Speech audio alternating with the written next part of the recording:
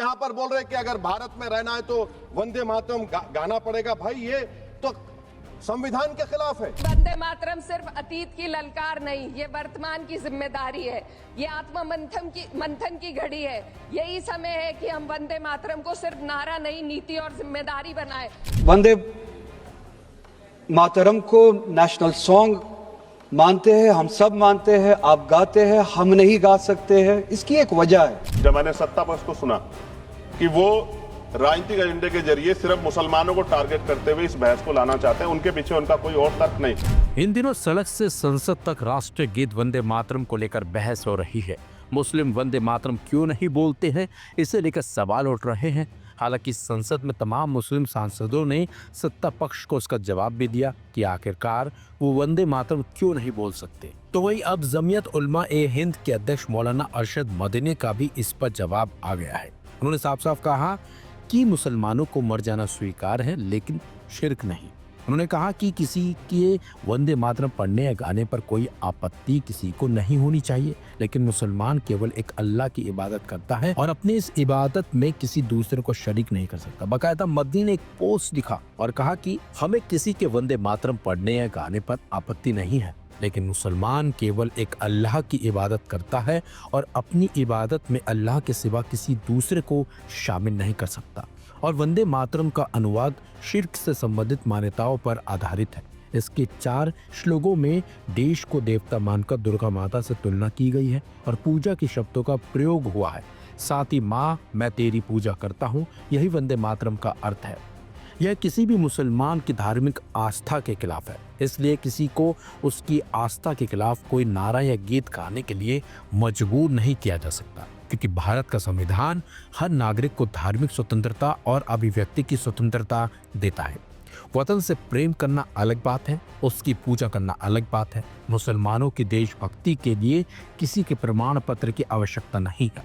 स्वतंत्रता संग्राम में उनकी कुर्बानियां इतिहास के सुनहरे पन्नों में दर्ज है।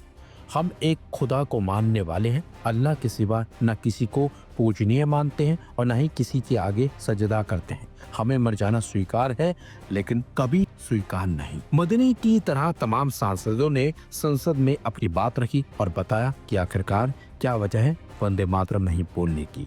सुनिए। अगर भारत को देवी कहने और उसके आगे सजदा करने तो दरअसल कौम परस्ती को, वतन से मोहब्बत को मजहब में तब्दील कर रहे, और फिर यहां पर बोल रहे कि अगर भारत में रहना है तो वंदे मातरम गाना पड़ेगा। भाई ये तो संविधान के खिलाफ है, सुप्रीम कोर्ट के जजमेंट के खिलाफ है। अगर वंदे मातरम मैडम कौमियत का मियार है तो फिर सवाल ये है कि हसरत मोहानी की कौमियत क्या थी जिसने इनकलाब जिंदाबाद का नारा दिया? अगर यूसुफ मेहरली ने quit India Simon go back का नारा दिया तो उसकी कौमियत क्या थी? अगर हैदराबाद से मौलवी अलाउद्दीन जो मक्का मस्जिद का पहला मुजरिम है काला पानी में, और तूरेबाज खान जो मारकर लाश को लटका दिया गया था हैदराबाद में 8 दिन तक, उसकी कौमियत क्या थी? अगर इनायतुल्लाह काफी जो जिहाद का फतवा अंग्रेजों के खिलाफ दिया मुरादाबाद में, जब उनको 2 दिन में फांसी की सजा दी गई, और जब फांसी की सजा के वो जा रहे हैं तो इनायतुल्लाह मौलाना काफी की जबान पर क्या था? वो रसूलुल्लाह हमारे प्रॉफिट की नात पढ़ रहे थे। क्या पढ़ रहे थे? कोई गुल बाकी रहेगा ना चमन रह जाएगा, पर रसूलुल्लाह का दीन हसन रह जाएगा। तो उनकी कौमियत क्या थी? आज हमें वंदे मातरम के असली भाव को समझना जरूरी है। यह गीत तो देश के जल जंगल जमीन हरियाली और निर्मल हवा की वंदना को समर्पित है। यह भारत की जन जन की मंगल कामना करता है कि भारत का हर नागरिक स्वस्थ रहे, सुरक्षित रहे और सम्मान के साथ जी सके। सुजलाम सुफलाम का अर्थ है, सुनिए, ऐसा देश जहां स्वच्छ और पर्याप्त जल हो, जहां नदियां जिंदा हो, बहती हो, जीवन देती हो। वंदे मातरम को नेशनल सॉन्ग मानते हैं, हम सब मानते हैं। आप गाते हैं, हम नहीं गा सकते हैं। इसकी एक वजह है, और उस वजह की आजादी हमें इस मुल्क के आईन ने ही दी है।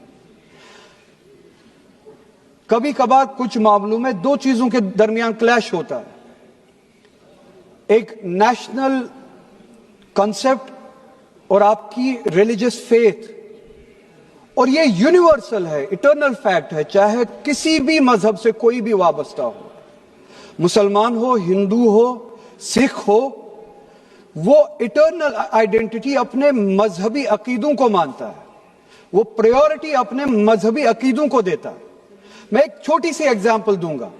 इस मुल्क में सिटीजनशिप छोड़ने की तादाद लाखों में है पिछले कुछ सालों से। उसमें मेजॉरिटी हिंदू धर्म से वाबस्ता लोग हैं जिन्होंने दूसरे मुल्कों में सिटीजनशिप ली और इस मुल्क की सिटीजनशिप को वॉलंटियरली छोड़ा। मगर जब उन्होंने अपनी इस टेम्परेरी आइडेंटिटी को तब्दील किया, नेशनैलिटी को तब्दील किया, क्या उन्होंने अपनी रिलीजियस आइडेंटिटी को तब्दील किया? क्या वो हिंदू से किसी और मजहब में तब्दील हुए? नहीं, उन्होंने तब टेम्परेरी आइडेंटिटी को तब्दील किया मगर इटर्नल आइडेंटिटी को उन्होंने थामे रखा, क्योंकि वो उनके लिए इटर्नल आइडेंटिटी है। मजहब, धर्म इटर्नल आइडेंटिटी है, इटर्नल बिलीफ है। इतिहास पे बात होगी, जो आज नहीं है उन पे बात होगी, लेकिन वर्तमान पे भी तो बात होनी चाहिए ना। वर्तमान पे इतिहास से हमें सीख लेनी चाहिए। आज क्या हाल है देश के? बुनियादी सुविधाएं लोगों को नहीं मिली, रोटी कपड़ा मकान की व्यवस्था नहीं है, और जुल्म जाति अन्य अत्याचार दलितों पे, पिछड़ों पे, मुसलमानों पे, आदिवासियों पे लगातार जारी। और कोई कहने सुनने वाले जब भी कोई अपनी आवाज उठाएगा उसको देश विरोधी घोषित कर दोगे, धर्म विरोधी घोषित कर दोगे। इस प्रथा से क्या देश आगे बढ़ सकता है? एक ऐतिहासिक प्रमाण बता रहा हूं जी, खत्म करते हुए ऐतिहासिक प्रमाण बता रहा हूं। राम प्रसाद मिसमिल जी ने आजादी की लड़ाई के लिए हिंदुस्तान रिपब्लिकन एसोसिएशन बनाया चाहे, लेकिन जब उन्हें लगा कि एक धर्म के लोग या एक जाति के लोग या एक क्षेत्र के लोग आजादी की लड़ाई को नहीं लड़ सकते, तो 1928 में शहीद आजम सरदार भगत सिंह जी ने उसमें सोशलिस्ट वर्ड जोड़ा। हिंदुस्तान सोशलिस्ट रिपब्लिकन एसोसिएशन क्यों बनाया? क्योंकि जब हम मिलकर रहेंगे तभी देश आगे बढ़ सकता है। और मुझे पूरा ऐसा लगा जब मैंने सत्ता पक्ष को सुना कि वो राजनीतिक एजेंडे के जरिए सिर्फ मुसलमानों को टारगेट करते हुए इस बहस को लाना चाहते हैं, उनके पीछे उनका कोई और तर्क नहीं। सभापति जी, खत्म करते हुए मैं ये कह रहा हूं, आज का नौजवान अपना हक मांग रहा है, आज की बेटियां उड़ान चाहती हैं, उनके लिए सरकार पे कोई योजना नहीं, बस इसी एजेंडे में फंसा के लगातार वो देश के नौजवानों को चलना चाहते हैं। ये ज्यादा दिन चलेगा नहीं।